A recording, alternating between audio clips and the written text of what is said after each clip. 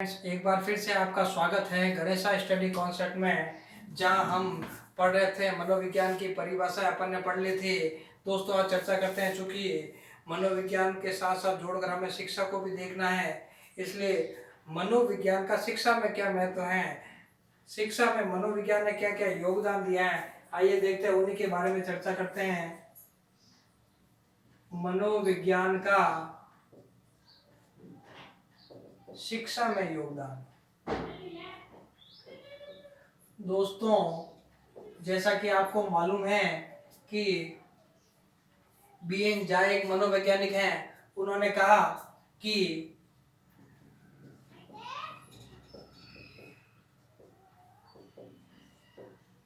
शिक्षा की संपूर्ण प्रक्रिया मनोविज्ञान की कृपा पर आधारित है। तो शिक्षा जो है, शिक्षा पर किसकी कृपा है? मनोविज्ञान की। तो शिक्षा जो भी करता है उस संपूर्ण प्रक्रिया में किसका योगदान है?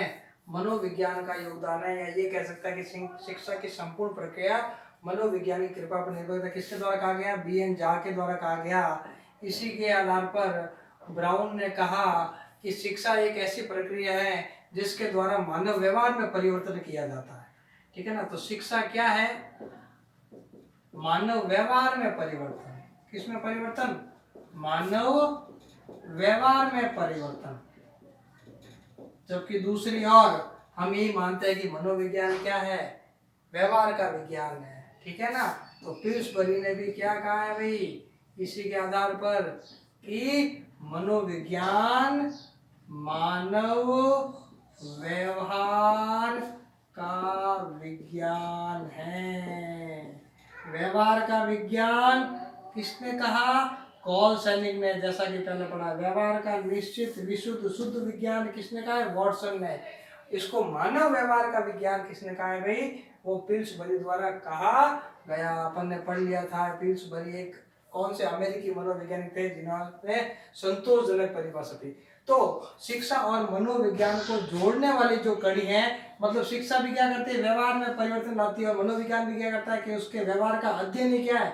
मनोविज्ञान है। तो मानव के व्यवहार को जोड़ने वाली कड़ी, मनोविज्ञान और शिक्षा को जोड़ने वाली जो कड़ी है वो कौन सी है भाई?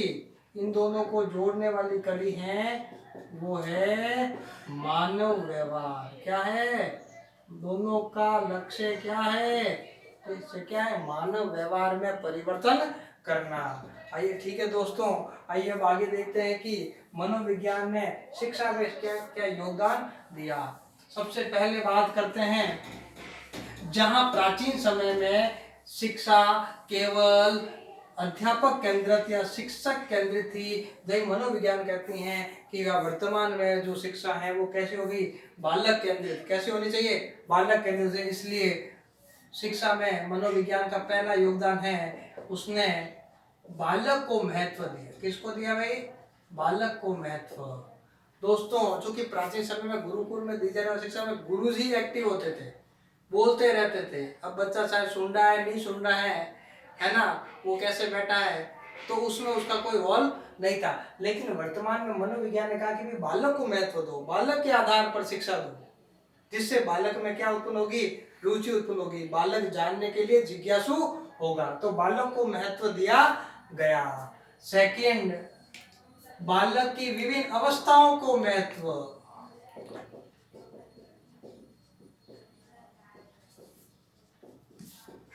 बालक की विभिन्न अवस्थाओं को महत्व।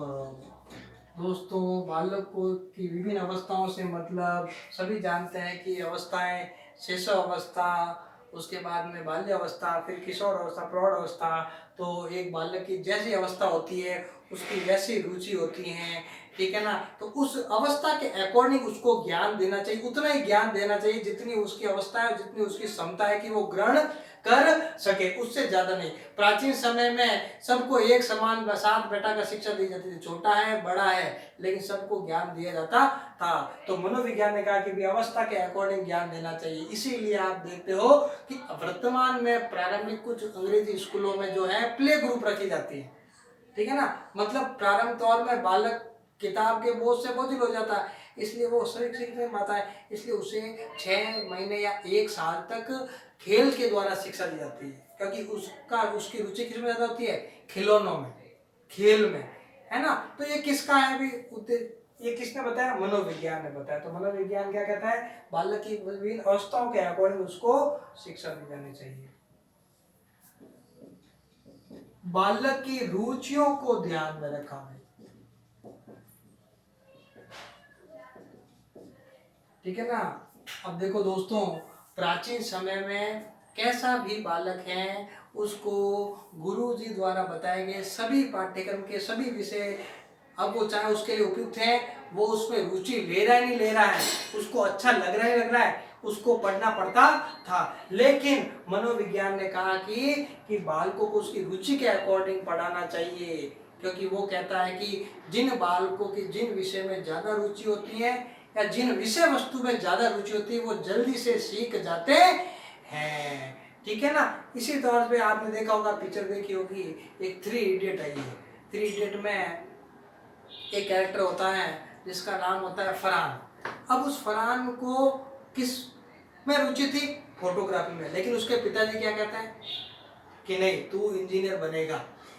तो उसके कंसल्टेंटली उस इंजीनियरिंग में क्या आते हैं, नंबर अच्छे आते हैं, नहीं आते हैं, लेकिन वो क्लिक अच्छा करता है, फोटो अच्छा खींचता है, ठीक है ना। तो वो बाद में कौन बताता है, वो उसको आमिर खान बताता है। तो रुचि उसमें है फोटो खींचने में, आप उसको पढ़ाई में ले जाओगे तो वो नहीं सीख पाएगा। तो मनोविज्ञान यही कहती है कि जिसमें रुचि है उसको उसकी शिक्षा ज्यादा दी जाए, ठीक है ना। उसके बाद में पाठ्यक्रम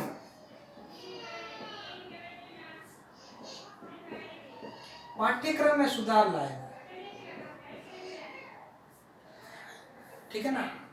अब पाठ्यक्रम से क्या मतलब है, मतलब देखो, जबकि प्राचीन समय में जो शिक्षा थी ना उसमें एक मुख्य थी, अध्यापक बोलता था उसके पास एक ही पुस्तक होती थी, लेकिन उसके पास जो ज्ञान होता वो बच्चों को देना वही उसका परम उद्देश्य था। लेकिन धीरे धीरे कालांतर में जो है बाल केंद्रित शिक्षा है हुई, लेकिन उसके साथ साथ एनसीएफ 2005 और एनसीएफ 2009 ने कहा कि पाठ्यक्रम का भी उतना ही शिक्षण में रोल है जितना अध्यापक और छात्र का है। तो पाठ्यक्रम में ऐसे विषय ऐसे प्रकरण सम्मिलित किए जाने चाहिए जो बालकों की आयु के अनुसार हो, अवस्थाओं के अनुसार हो तथा व्यक्तिगत विभिन्नताओं के आधार पर हो, उनकी क्षमताओं के आधार पर हो, उनकी योग्यताओं के आधार पर हो, उनकी रुचि के आधार पर हो, ठीक है ना। तो ये किसने बताया, मनोविज्ञान है। और उसके बाद क्या कहा गया, बालकों की व्यक्तिगत विभिन्नता पर ध्यान, बालकों की व्यक्तिगत विभिन्नताओं पर ध्यान। व्यक्तिगत विभिन्नताओं से मतलब यहाँ डिसेबिलिटी से है, जैसे एक उत्कृष्ट बालक है, ठीक है ना, या उत्कृष्ट मान ले, या एक सर्वश्रेष्ठ बालक है, या प्रतिभाशाली बालक है। कैसा बालक है, प्रतिभाशाली बालक है, एक मंद बुद्धि का बालक है, और तीसरा पिछड़ा बालक है।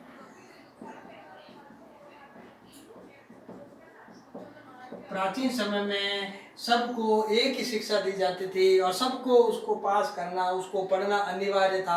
आपने भी देखा होगा 20-25 साल पहले अध्यापक जो थे वो सभी प्रकार के बालकों को जब पढ़ाते थे तो प्रतिभाशाली बालक तो जल्दी याद कर लेता था, लेकिन मंद बुद्धि और पिछड़े बालक जल्दी से कोई चीजों को याद नहीं कर पाते थे। तो अध्यापक उन्हें मार मार कर, सजा देकर उन्हें याद करवाते थे। तो मनोविज्ञान कहते हैं ऐसा नहीं होना चाहिए, बालकों को उनकी व्यक्तिगत विभिन्नता के आधार पर भी शिक्षा देनी चाहिए। मतलब प्रतिभाशाली बालक बहुत अच्छे हैं, सुपीरियर हैं, इसलिए वो जल्दी सीख पाते हैं, तो ये करें कि कक्षा में इन सबको दिए जाने वाला ज्ञान तो सामान्य है, लेकिन प्रतिभाशाली बालक को अलग से कक्षा लगाकर अतिरिक्त ज्ञान दिया जाए।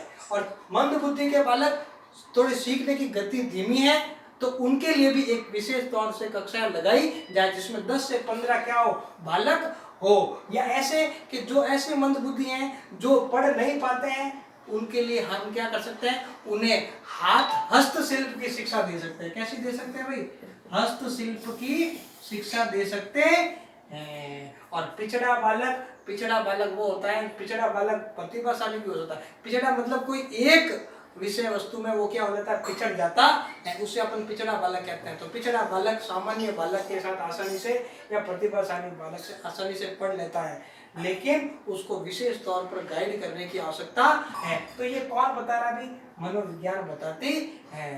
ठीक है दोस्तों, आज केवल यही मनोविज्ञान का शिक्षा में योगदान, कल हम और बातें करेंगे। धन्यवाद।